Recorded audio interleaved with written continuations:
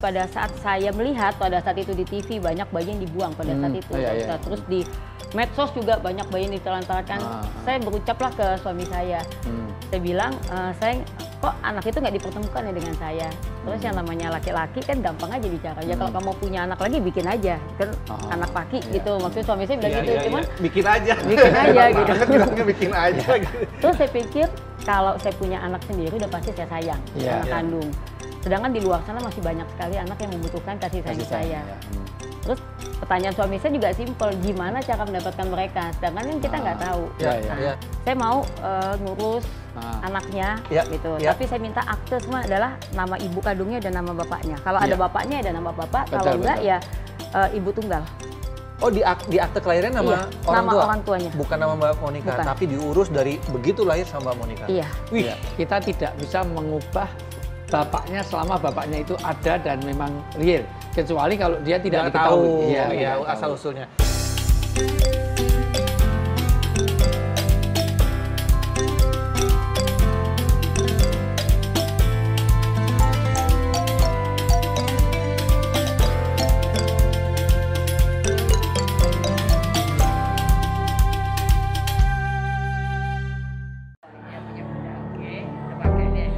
Beberapa waktu lalu media sosial dihebohkan dengan aksi salah satu Crazy Rich Jakarta yang telah mengadopsi 13 bayi mungil yang menggemaskan. Wanita yang bernama Monica Soraya ini sebenarnya telah memiliki 4 orang anak. Hebatnya, Monica tidak keberatan untuk mengasuh 13 bayi lucu tersebut. Wanita berhati malaikat ini mengambil anak-anak dari keluarga kurang mampu. Kini setelah 2 tahun berlalu, bayi-bayi mungil tersebut telah tumbuh menjadi balita yang lucu dan menggemaskan. Tempat tumbuh kembang mereka adalah sebuah rumah seluas 4.500 meter. Di rumah tersebut, semua kebutuhan mereka dipenuhi oleh Monica.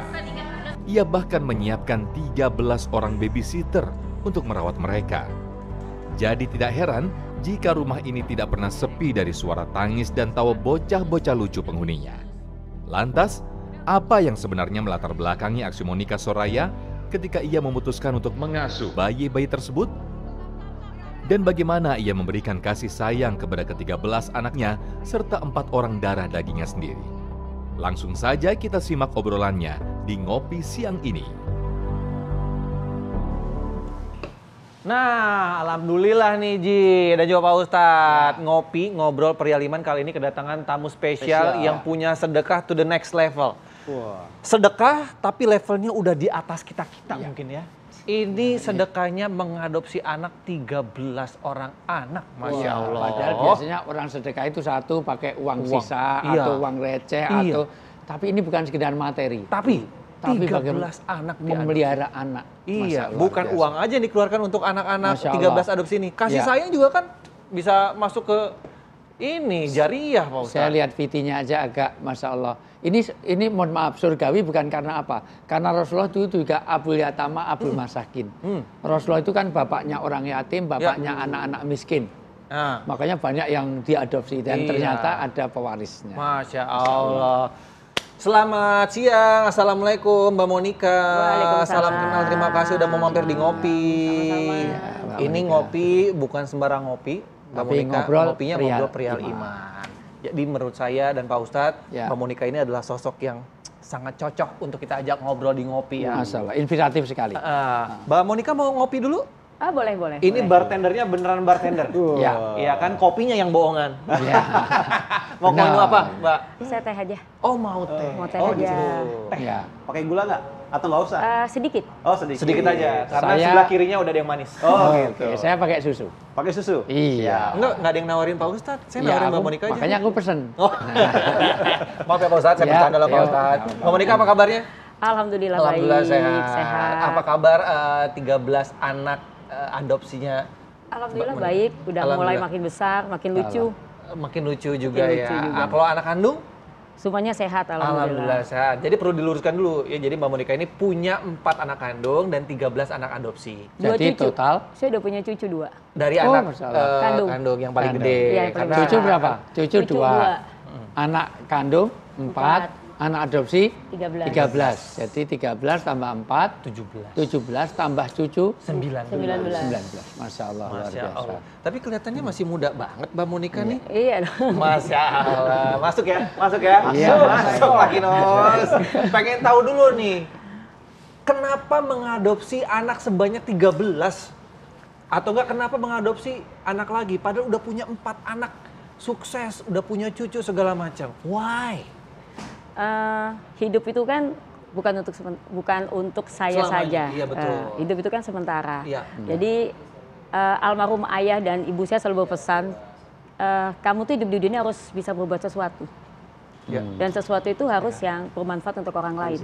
Itu pesan beliau. Dan orang lain yang ditunjuk adalah anak-anak yang beruntung ini. Tadinya nggak beruntung, ya kan? Mungkin nggak punya kasih sayang dari keluarga, orang tua. Sekarang beruntung karena udah punya Mbak Monica sebagai orang tua dan juga saudara-saudara yang ada di lingkungannya. Kenapa 13? Awalnya sih Mas, nggak 13 semua datang.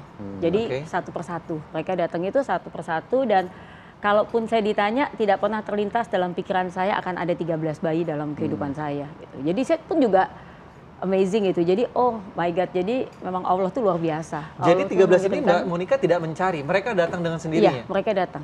Pada awalnya kan datang satu dulu Mas, awal datang Umur berapa yang paling gede sekarang? Yang paling besar itu dia kelahiran bulan Maret, berarti sekarang 2 tahun 3 bulan. Yang paling besar. Oke. Terus yang nomor 2 tahun 3 bulan, jadi jarak antara bayi pertama dan kedua itu cuma 5 hari. Duh, bayi semua lagi. Pusing nggak sih? Takut ribet nggak sih? Saya ngurus satu bayi aja udah ribet loh Pak Ustadz. Iya. Tapi kalau ada kemauan ada jalan juga. Tapi maksud saya, dia dapat infonya di mana? Iya, kok bisa larinya ke mendatangi Mbak Monica? Nah itu yang selalu saya bilang itu seperti kayak misteri ilahi. Jadi pada saat saya melihat, pada saat itu di TV banyak bayi yang dibuang pada saat itu. Terus di medsos juga banyak bayi yang ditelantarkan. Saya berucaplah ke suami saya. Saya bilang, saya kok anak itu nggak dipertemukan ya dengan saya. Terus yang namanya laki-laki kan gampang aja bicara. Ya kalau kamu punya anak lagi bikin aja. Kan anak laki gitu. Maksudnya suami saya bilang gitu. Cuman bikin aja. Bikin aja gitu. Bilangnya bikin aja gitu. Terus saya pikir kalau saya punya anak sendiri udah pasti saya sayang. Anak kandung. Sedangkan di luar sana masih banyak sekali anak yang membutuhkan kasih sayang saya. Terus pertanyaan suami saya juga simpel, gimana cara mendapatkan mereka? Sedangkan kan kita nggak tahu. Saya punya ormas, saya bicara saya punya perwakilan di masing-masing daerah. Kalau ada bayi yang memang tidak bisa diasuh, saya mau loh ngasuh, itu awalnya. Saya tunggu, nggak ada satupun. Jadi itu keinginan saya itu luar biasa itu di tahun 2019. 2019. Ya. Baru pertama kali sebelum ada pandemi tahun? berarti ya? Sebelum pandemi. Sebelum pandemi. Nah, jadi pada saat 2020, tepatnya bulan Februari, itu tiba-tiba ada menghubungi saya. Ke WA saya, bilang bahwa dia sedang mengandung. Dia sedang mengandung, dia tidak punya biaya untuk memeriksakan kandungan. Jangankan urusan kandungan, Mbak, saya makan aja tidak sanggup. Itu saya senang sekali. Kok saya ingin, kok tiba-tiba ada. Tidak ada terbesit dalam pikiran saya bahwa dia mau berbohong atau dia mau nipu, tuh tidak ada. Terus dia minta sejumlah uang untuk mempertahankan kandungannya. Saat itu juga saya transfer. Kalau kita sebagai orang normal langsung, ini orang bener nggak nih? Bener itu tidak ada sama sekali. Itu yang saya juga sampai sekarang kok ditanya, kok bisa ya saya seperti itu gitu. Mbak Monica nggak ngecek? Enggak. Nih orang tuanya. Sama sekali enggak. Jadi itu hanya dia WA ke saya, terus hari itu juga saya transfer sejumlah uang. Dalam pikiran saya adalah kalau itu benar, berarti kan kasihan gitu. Dalam pikiran saya pada saat itu. Jadi saya transfer sejumlah uang untuk memastikan bahwa ibunya dalam keadaan sehat dan anak yang dikandungnya dalam keadaan sehat. Ingat nggak berapa waktu itu? Sekitar 500 atau 750 ribu. Itu tanpa cari tahu ini latar belakangnya ini? Enggak, sama sekali saya tidak kenal. Dan setelah itu benar? Dan setelah itu besokannya dia mengirimkan, Mbak, alhamdulillah saya sudah periksa, ternyata anaknya laki-laki. Masya Allah. Nah, terus kemungkinan melahirkan bulan Maret. Dia bilang seperti itu. Itu berapa bulan kandungan? Udah 7 bulan. Jadi selama dari bulan 7 ke bulan ke-9 semua saya yang biayain. Luar biasa. Itu anak pertama. Biaya lahiran dibayarin juga? Semua, iya. Oke, begitu lahiran langsung dia ambil atau biarkan dulu menyusu dulu? Dia ke Jakarta. Jadi beberapa saat sebelum melahirkan, ibu ini tinggalnya di Jawa Tengah. Saya belum pernah kenal, belum pernah lihat ibunya. Dia datanglah ke Jakarta, saya jemput dia di stasiun karena kan kandungannya udah besar. Dan pada saat itu awal-awal pandemi. Jadi saya jemput dia di stasiun, saya bawalah dia di rumah saya. Jadi dia di rumah saya sampai dengan anaknya melahirkan. Oh, jadi dirawat sejak sebelum melahirkan? Iya, semuanya kata-kata sama ibu-ibunya dirawat loh. Iya. Oke, sampai melahirkan, setelah melahirkan biarkan mendapatkan ASI dulu dari ibunya. Setelah melahirkan, namanya tuh langsung ya namanya seorang ibu, walaupun dengan kondisi memang pada saat ekonominya saya tahu sekali, dengan berat hati dia langsung serahkan kepada saya. Dan ibunya langsung ASI pulang. Gimana? Enggak ASI, dia langsung susu formula. Dari situ langsung. Udah, itu ibunya pulang tuh, kampung halaman. Dari situ diurus semuanya. Semuanya diurus. Itu yang ngasih nama segala macam? Saya semua. Jadi ibunya hanya titip, Mbak, titip ini anak saya, tolong dirawat. Terus Mbak Monika sempat nggak nanya, ibu tahu dari mana kalau saya akan menampung? Itu sampai sekarang saya nggak pernah tanya. Dari orang ormasnya Mbak Monika pun nggak? Nggak, saya nggak. Karena saya udah terlanjur senang. Jadi apa yang saya inginkan, kok Allah segampang itu ngasih itu. Jadi tapi masing-masingnya ada track recordnya tercatat nggak? Ini anak siapa? Ada, kan aktenya semua nama orang tuanya. Oh, makasih Ji. Jadi pada saat itu saya juga bilang bahwa saya mau ngurus anaknya gitu. Tapi saya minta akte semua adalah nama ibu kandungnya dan nama bapaknya. Kalau ada bapaknya ada nama bapak, kalau enggak ya ibu tunggal. Oh, di akte kelahiran nama orang tuanya. Bukan nama Mbak Monika, tapi diurus dari begitu lahir sama Mbak Monika. Iya. Wih, Masya nanti Allah. tolong dibacain ya saya. Salam surat Al-Ahzab ayat 4 dan 5 karena tidak boleh memindah bin, mengganti bin. Tetap ya harus. Bin dan bintinya harus kepada orang tua aslinya. Masya Allah. Jadi kalau ngadopsi anak nanti jadi catatan penting dalam agama itu kita tidak bisa mengubah bapaknya selama bapaknya itu ada dan memang real. Kecuali kalau dia tidak diketahui. Iya, asal usulnya. Itu. Nanti akan saya bacakan dan juga saya pengen tahu nih, ini ceritanya dari si 12 anak yang lain, skenario pasti akan berbeda dong. Iya. Nanti yang saya pengen tahu yang paling menarik atau mungkin yang paling menggugah hati segala macam seperti apa. Dan lebih penting suka dukanya. Suka dukanya seperti apa, tapi kita ngopi dulu boleh kali ya. Boleh. Silakan Mbak boleh. Monika, silakan.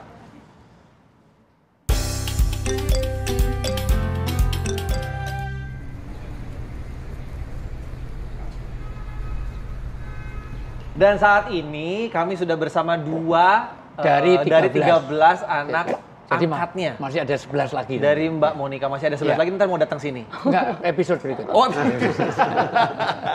Tapi luar biasa ya. Ini nomor berapa? Ini nomor 1. Ini nomor 1. Ini nomor 2. Ini namanya Bianca, yang ini namanya Tristan.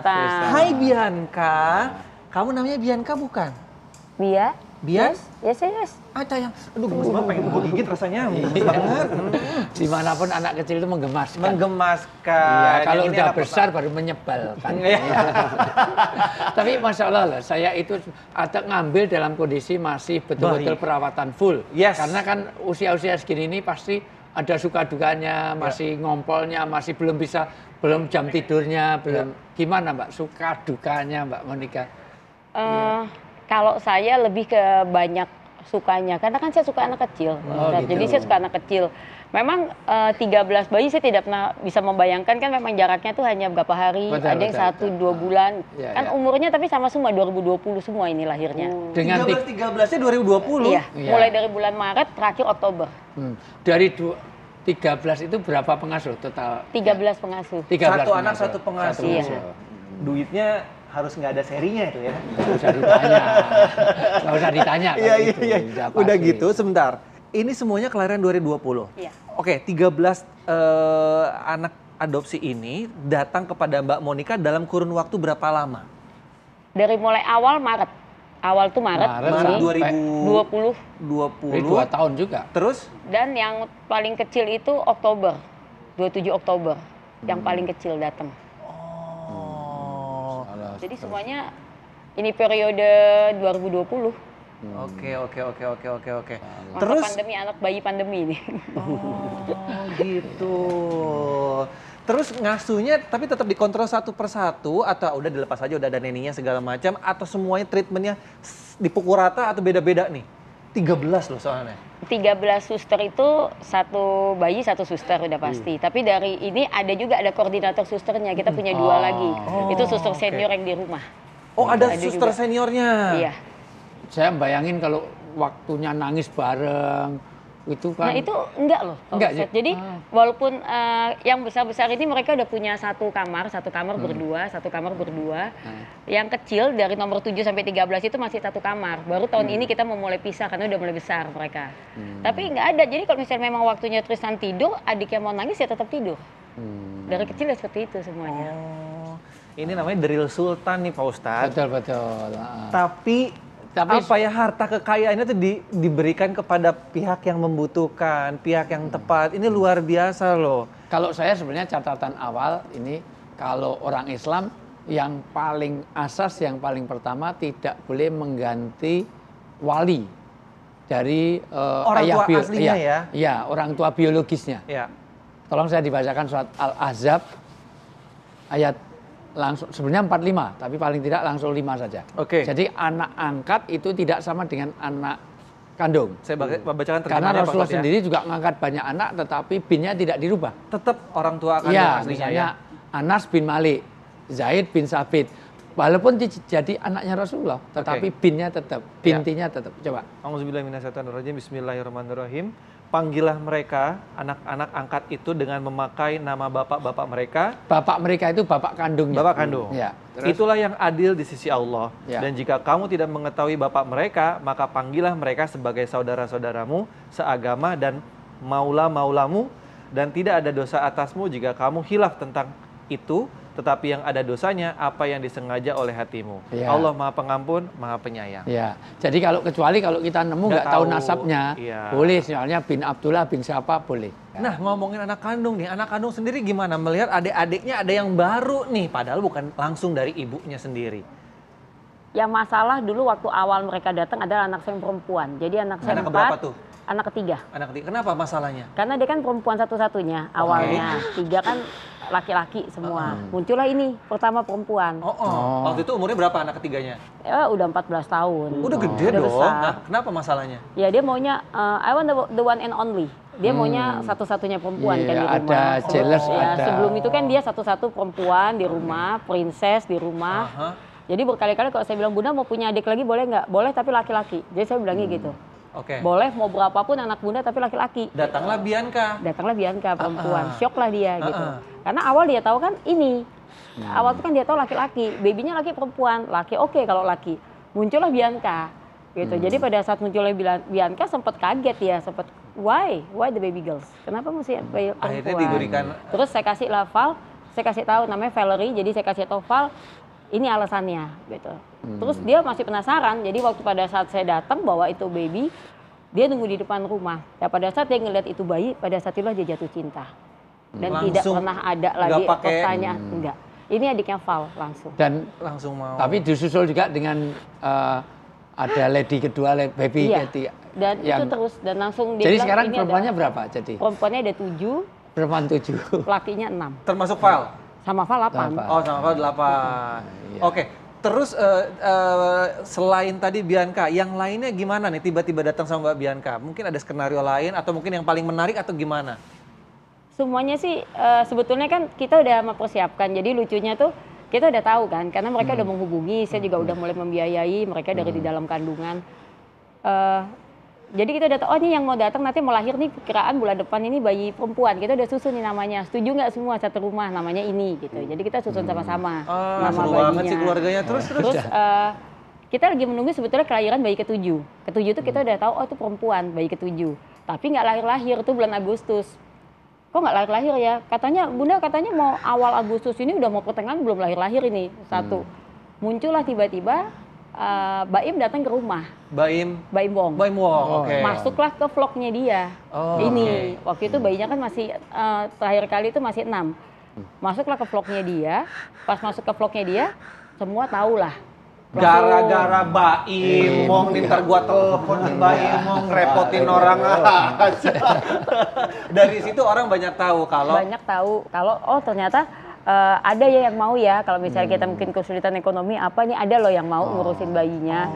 Nah tadinya itu anak yang kita tunggu anak ke-7, muncullah 2 yang di luar dugaan kita. Menghubungi saya terus bilang ya sama kasusnya, maksudnya saya sedang mengandung, ada ditinggal sama pacarnya dalam kondisi mengandung, saya dikontrakan Bunda bisa nggak datang? Datanglah sehari itu juga melihat. Masya Allah. Jadi 13-13-nya ini emang Mbak Monica mengadopsi sedari mereka lahir? Dari di dalam kandungan. Nggak ada yang mungkin udah? Nggak ada.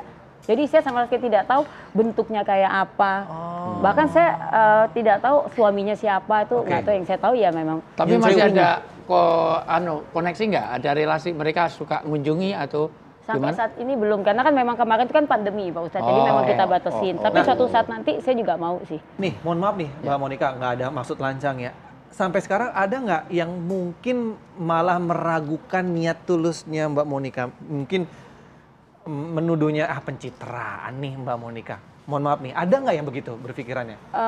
Sampai saat ini sih belum ada. Semuanya iya, positif sih. Semua ya. Ya. Semua positif. Speech nggak ada, hate speech-nya nggak ada ya, orang yang komen-komen negatif apa? Sampai saat ini sih belum ada. Cuman yang banyak komen itu netizen, kayaknya kok yang bayi ini paling disayang, itu yang banyak. Bayi ini paling disayang, bayi ini paling disayang. Nah ini gitu. kaitannya karena setelah ngopi ini, jangan salah nanti Mbak Monica akan kedatangan banyak orang gara-gara ngopi, gara-gara kinos, nanti ada banyak yang akan nelpon Mbak Monica. Ya kalau memang, nah itu jadi pertanyaan juga, masih membuka lowongan itu nggak? Karena kalau emang masih membuka, saya mau masuk jadi anak angkat gitu. Enak aja, ngabiskan dot kalau segini. Ya nggak anak angkat aja, Iya. gitu nggak perlu susu. Saya cuma butuh motor sport gitu, gitu gimana sih? Kalau ngangkat kinos jangan Mbak, itu Kenapa? banyak boros. Iya. Makannya banyak ya Pak Ustadz. Iya. Gimana Mbak Monica, masih nggak membuka? Siapa tahu ada yang masih membutuhkan, kalau butuh hati pertolongan. kecil saya tuh mau, saya tuh sebanyak-banyaknya juga saya mau, tapi kan akhirnya kembali ke kasih sayang. Jadi suami saya itu pada saat udah 7, jadi awalnya dia udah sepakat kan, 7 kita sepakat ya, 7 gitu. Oke, kita udah sepakat 7, Tadinya tiba-tiba udah sepakat 7, tiba-tiba yang kita tunggu nomor 7 ini, datanglah 2 bayi. Itu, jadi yang 7 jadi nomor 9. Terus suami saya bilang, oke 9 ya. Wali Songo kan, 9 suami saya. Udah cukup 9 saya. 11 deh, ke-11an gitu kan. Terus pergilah dia keluar kota.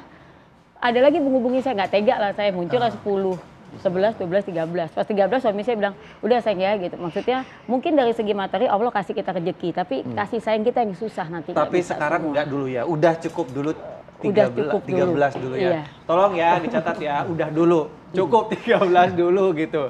Tapi jadi penasaran Pak Ustadz ya? Enggak, masalahnya nanti dia akan level yang sama di dalam pembiayaan yang sama. Dia akan masuk SMP dengan usia yang sama semua. Kan ini 2 tahunan semua.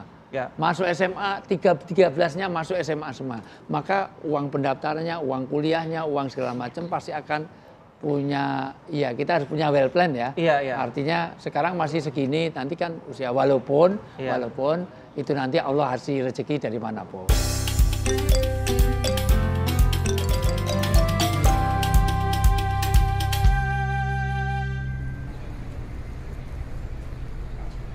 Aduh, jadi pengen cepet pulang ya Pak Ustadz, Iya. ya beginian. Tapi Iya, kok karena anak itu pengikat. Kenapa kok Rasulullah mengingatkan kepada anak-anak waktu kecil? Iya. Kita berdoa aja. Ya. Al maghfili wali walidayya warhamhuma kama robbayani shaghira.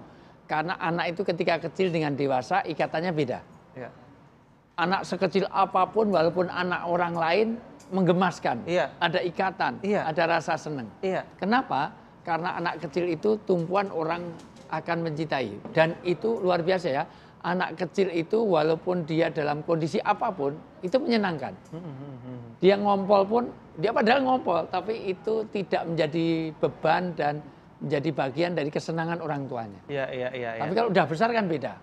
Ngompol, udah besar ngompol itu ya, itu sebabnya. Lain cerita dong Pak Ustadz. Dan itulah Masya Allah kita itu melihat walaupun anak orang lain, kalau anak kecil kan ada ya gemeskan itu loh. Maksudnya ada ikatan batin yang luar biasa. Saya juga kalau lagi kerja gitu, lihat handphone, lihat anak di rumah gitu, foto-foto segala macam, pengen cepet pulang. Tapi begitu udah pulang ke rumah kok kayaknya rumah saya berantakan, pusing gitu, pengen keluar dari rumah rasanya. Iya, karena lihat anak mertua. Kalau anak kandung kan ada beda lagi. Ya.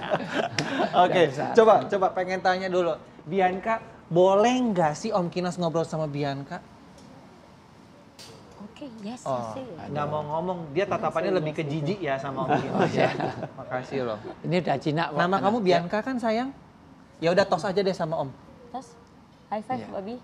Oke, ya sama Tristan deh, Tristan. High five. Oh, alhamdulillah, yes! Ada yang mau tos sama, coba Pak Satu Ustadz lagi tos dong. sama Pak Ustadz. Satu Pak lagi. Ustadz. Ya. Nggak mau dia Pak Ustadz. Enggak. Pak Ustadz. Enggak, dia bukan tos tadi karena habis gini-gini mau ngelapin ke situ. Bisa aja ngelesnya. Ya. Nah, ini gimana nih masalah maintenance-nya? Ini ada yang repot nggak? Kalau mungkin secara finansial oke lah, semuanya bisa teratasi gitu. Tapi hal apa yang saat ini membuat Mbak Monica pusing atau ribet di rumah, ada nggak sih? Membagi kasih sayang. Karena anak-anak ini sudah mulai besar. Jadi kayak sekarang kayak mau pergi itu kalau mereka di ruang tengah, kamar saya di atas. Saya lihat gitu, aduh ada mereka semua nih. Saya turun tangga tuh udah rebutan. Oh kalau bunda udah siap pasti mau pergi. Bunda semuanya. Terus kalau kan kadang-kadang kita nggak mungkin bawa semuanya 13 ke mall. Yang kita mau bawa misalnya 2. Itu untuk mau bawa 2 aja susahnya setengah mati. Karena semuanya ngikut ke depan. Oh iya juga ya kalau Tapi bawa. pernah vakasi satu rombongan. Iya kemarin. Liburan gitu? Iya kita kemarin tahun baru di Bali semuanya ikut. Oh, Bali. Satu hotel di booking kayaknya tuh. Itu Luar seru biasa. Dan ini kalau satu mobil kan nggak cukup ya? Ke Jogja juga kita. Oh ke Jogja? Ya ke Jogja pernah waktu itu. Bawa minibus berarti? Kita sewa satu bus waktu itu, satu bus sama 2 mobil ikut di belakang. Masya Allah. Untung waktu itu belum kenal aku. Kalau kenal minta traktir kayak iPhone.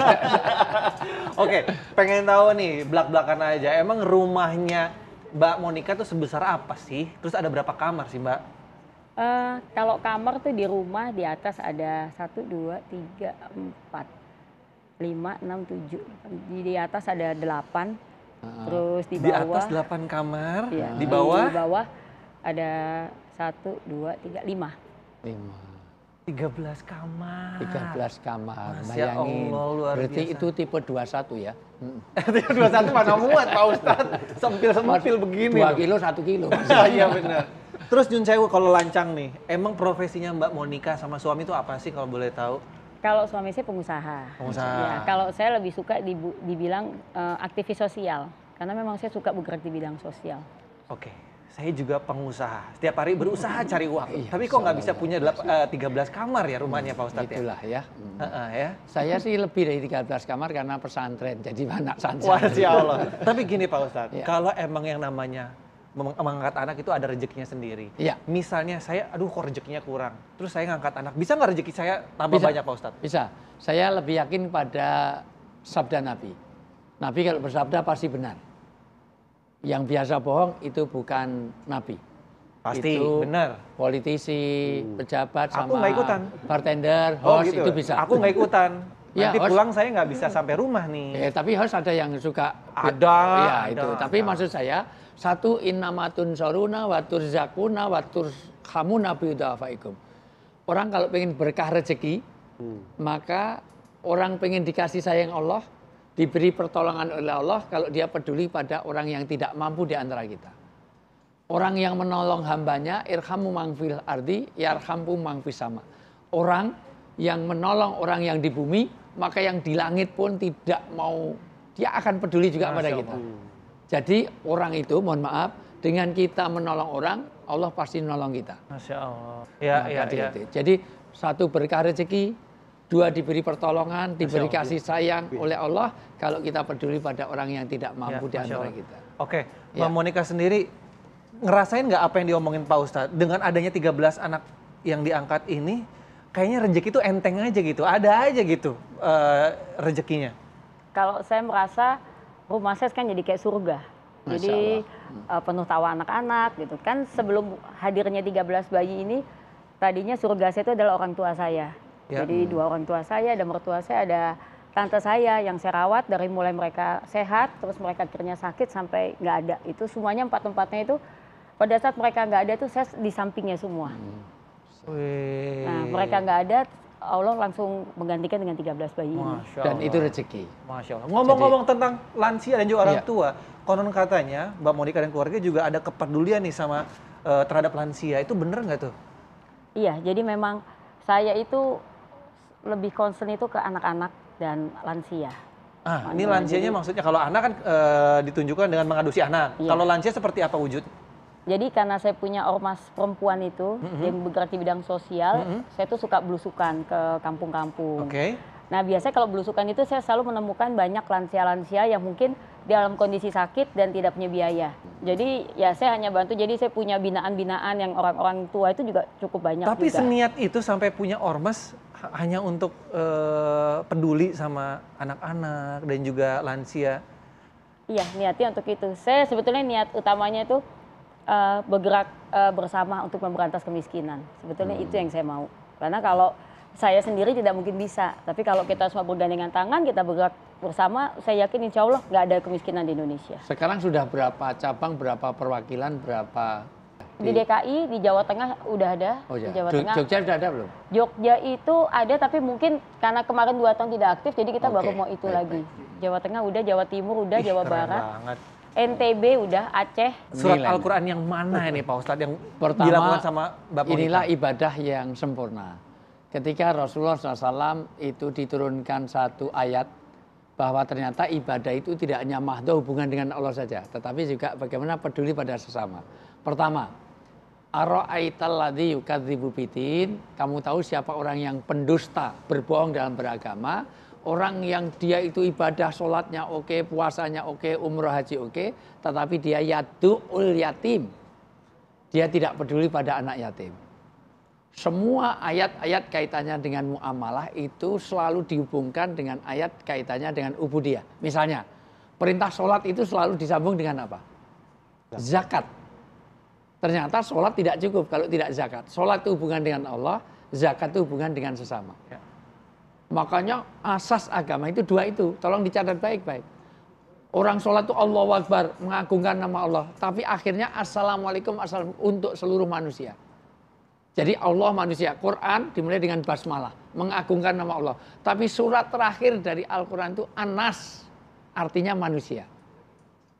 Puasa semata-mata untuk Allah, tapi akhir puasa kita suruh apa? Zakat fitrah untuk siapa? Untuk manusia. Jadi kebaikan kita itu nggak cukup kalau kita hanya ibadah saja kepada Allah, tapi juga muamalah muasyarah di antara kita. Luar biasa. Itu hablum minallah, hablum minannas. Itu intinya. Oke, nanti kita akan ngobrol lagi sama Mbak Monika dan saya akan challenge nih. Nanti mau gendong antara Tristan atau mungkin Bianca. Kalau sampai ada yang mau digendong sama saya akan adopsi anak.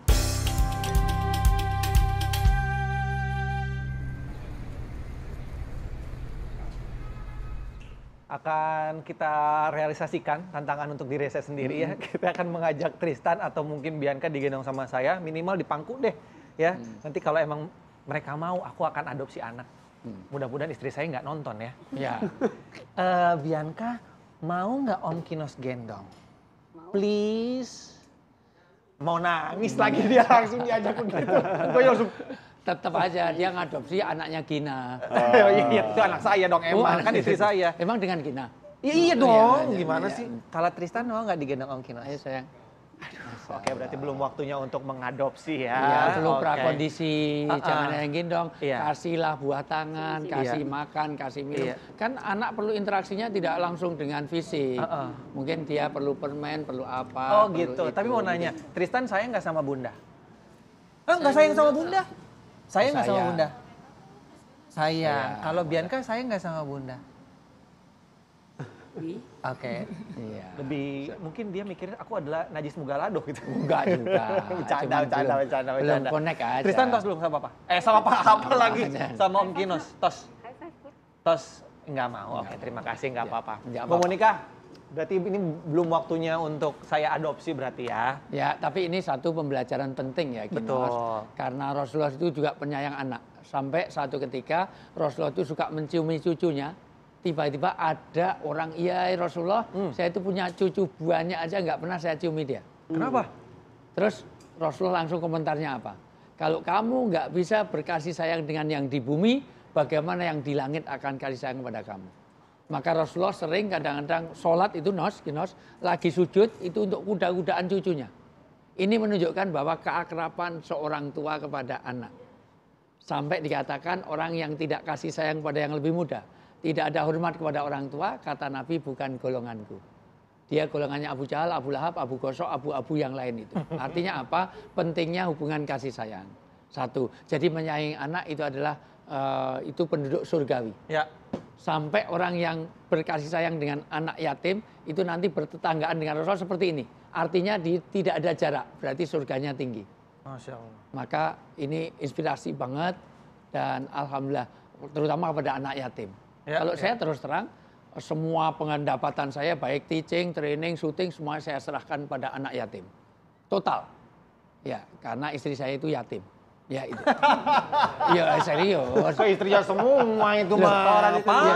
Istri itu nggak punya bapak, nggak punya ibu kan yatim piatu juga. Iya juga sih, nggak salah sih. Ada yang salah dari saya? Nggak ada. Iya, makanya saya serahkan pada anak yatim karena istri saya yatim. Saya juga yatim piatu. Jadi saya sepasang yatim piatu. Iya. Ya, aja buat diri sendiri tentu itu bukan itu yang itu apa. Tapi ini pembelajaran. Iya, Oke. betul. Yang kedua, yang paling penting untuk inspiratif adalah bagaimana kita punya kepedulian. Saya senang banget artinya inspirasi kita apa? Mbak Monica bagaimana mengentaskan orang-orang yang tidak mampu. Tidak hanya anak yatim, ternyata orang-orang yang tidak mampu termasuk orang lansia. Nah, dan sebetulnya tidak hanya kepada fisik tapi juga kasih sayangnya. Dan lebih penting lagi supaya dia diarahkan pada jalan-jalan surga dunia, surga akhirat. Amin ya Allah, amin. Itu jauh lebih penting. Mbak Monica, mungkin ada yang mau disampaikan juga nih. Misalnya kalau untuk urusan sama yang Maha Kuasa, ya udahlah, biar Allah yang menilai. Tapi untuk lingkungan sekitar dengan tindakan atau apa yang dilakukan dengan Mbak Monica ini, apa sih yang ingin disampaikan? Sebetulnya setelah kehadiran 13 bayi ini kan akhirnya saya punya channel YouTube. Sebetulnya channel YouTube itu saya buat untuk menginspirasi semua yang ada di luar sana gitu, bahwa rezeki kita ini kan ada juga milik orang lain. Iya, betul. Jadi dan Allah sendiri menjanjikan bahwa kita tidak mungkin miskin kalau kita sering bersedekah. Tadi seperti yang Pak Ustadz itu. Jadi bersedekah itu kan macam-macam. Saya juga menggugah teman-teman saya semua, yuk gitu. Saya bisa 13, nggak usah 13, satu aja kan udah sangat membantu. Tapi kan terkadang banyak juga di luar sana yang, aduh, gue nggak bisa kayak lo Nick yang mesti yang benar-benar sayang gitu. Mungkin sebagian di luar sana mereka punya uang tapi mereka mungkin tidak mau diribetkan dengan yang mengurus dari bayi atau masih apa. Ada cara yang lain. Ya masih banyak cara yang lain.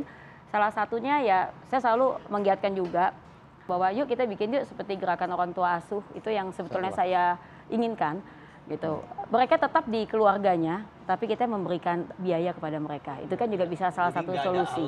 Iya, tidak ada alasan untuk tidak membantu sesama. Masya Allah, luar biasa. Dan hikmahnya udah jelas sekali ya. Salah satunya selain punya vlog, punya YouTube channel sendiri, ya kamarnya 13 satu rumah, luar biasa. Hikmah apa yang harus kita terima nih Pak Ustadz dari pembelajaran Mbak Monica ini? Pertama bahwa rezeki akan diberkahi, rezeki tidak harus dengan materi. Orang yang peduli pada orang yang tidak mampu, maka akan datang rezeki. Rezeki itu tidak sekedar materi.